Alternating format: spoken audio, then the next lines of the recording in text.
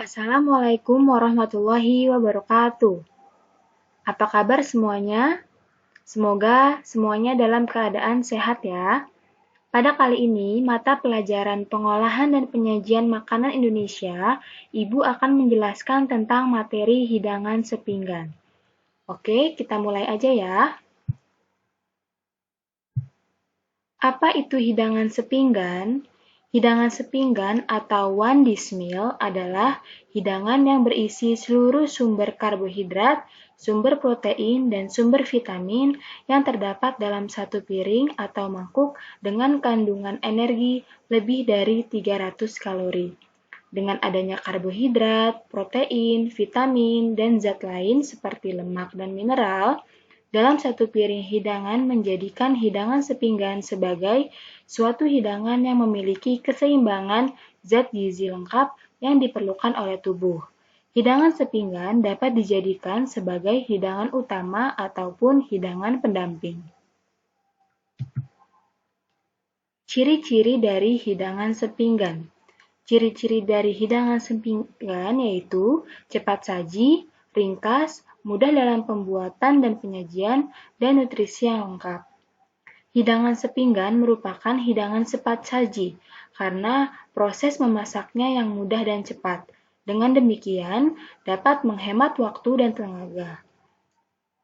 Kelengkapan gizi yang ada dalam hidangan sepinggan menjadikannya sebagai makanan yang memiliki kelengkapan nutrisi yang sangat berkhasiat dan diperlukan oleh tubuh. Hidangan sepinggan juga sangat mudah untuk dikemas atau dibungkus, sehingga sangat praktis untuk dibawa.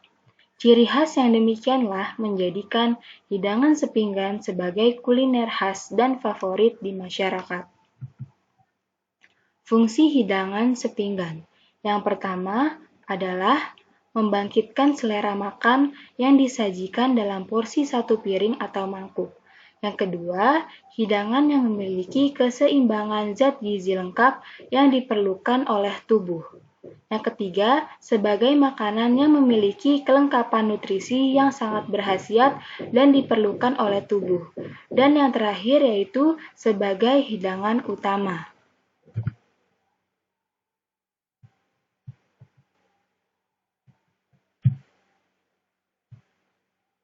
Jenis-jenis makanan sepinggan Indonesia. Hidangan sepinggan terdiri atas karbohidrat, protein, vitamin, lemak, dan mineral dalam satu piring atau mangkuk.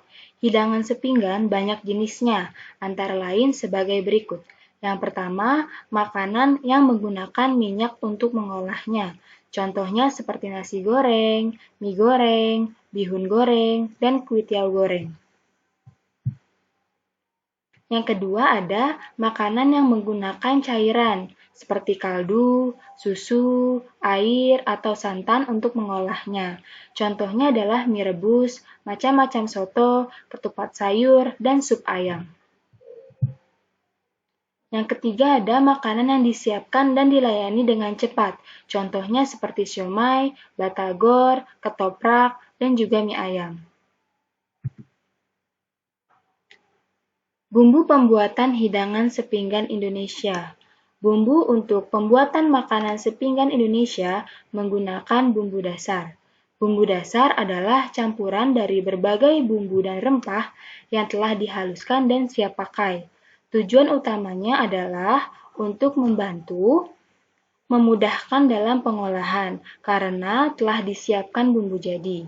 Setelah diidentifikasi berbagai hidangan yang umum diolah di Nusantara, ternyata bumbu dasar dapat dikelompokkan menjadi 3 bagian, yaitu bumbu dasar putih. Bumbu dasar putih terdiri atas bawang merah, bawang putih, kemiri, serai, jahe, laos, dan ketumbar. Bumbu ini dipakai untuk masakan yang dasarnya berwarna putih. Contohnya misalnya soto ayam kudus, sup ayam, bihun goreng, dan lain-lain. Yang kedua ada bumbu pembuatan hidangan sepinggan Indonesia, bumbu dasar merah. Bumbu dasar merah terdiri atas bawang merah, bawang putih, cabai, dan tomat. Bumbu ini dipakai untuk masakan yang dasarnya berwarna merah, misalnya nasi goreng, balado, dan lain-lain. Dan yang ketiga ada bumbu dasar kuning, yaitu terdiri atas bawang merah, bawang putih, kemiri, kunyit, serai, jahe, laos, dan ketumbar. Contohnya adalah laksa. Peralatan yang digunakan untuk mengolah makanan sepinggan. Yang pertama adalah peralatan untuk memasak. Ada stockpot, saucepan, frying pan, dan sautepan. Selanjutnya ada alat-alat yang digunakan untuk mengolah makanan sepinggan untuk menyimpan dan menyampur. Contohnya mix bowl, peniris, tray, dan kontainer. Selanjutnya ada peralatan kecil, contohnya seperti serokan, sutil, dan juga saring. Selanjutnya ada peralatan untuk memotong, contohnya seperti pengupas, tipis atau piler, pisau kecil, pisau dapur, pisau cincang, pisau tulang, pisau pemisah tulang, dan parutan.